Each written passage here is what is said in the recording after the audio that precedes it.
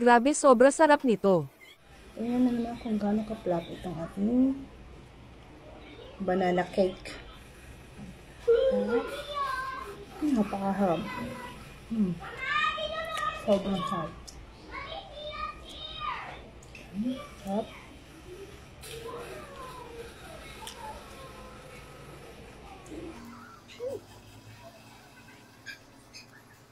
Wala ba kayo oven?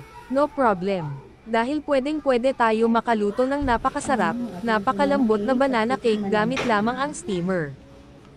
Gumamit lang nga ako ng 6 na piraso saging na lokatan, mas maganda pag overripe na nga na saging ang ating gagamitin para mas matamis ang saging. Pag nabalatan na nga ang saging na lokatan ay smash lang natin ito gamit ang smasher, o kung wala naman smasher pwede gumamit ng tinidor. Pagtapos na masmash ang saging ilagay na ang 2 cups all-purpose flour, sunod ilagay ang 2 itlog, large size nga na itlog ang ginamit ko dito.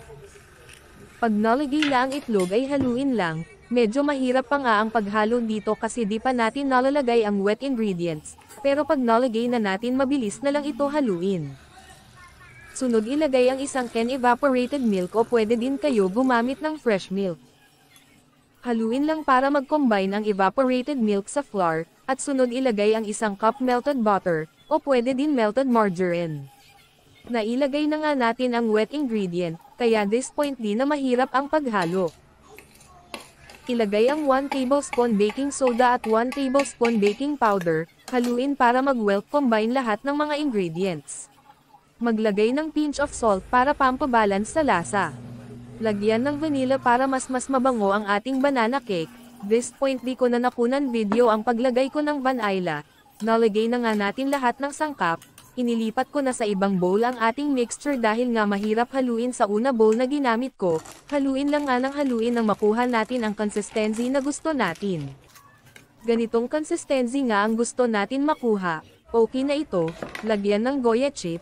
Mas masarap pag walnuts ilalagay pero dahil wala ako walnuts, Goya chips na lang ginamit ko, haluin lang para mag-combine sa mixture ang Goya chips.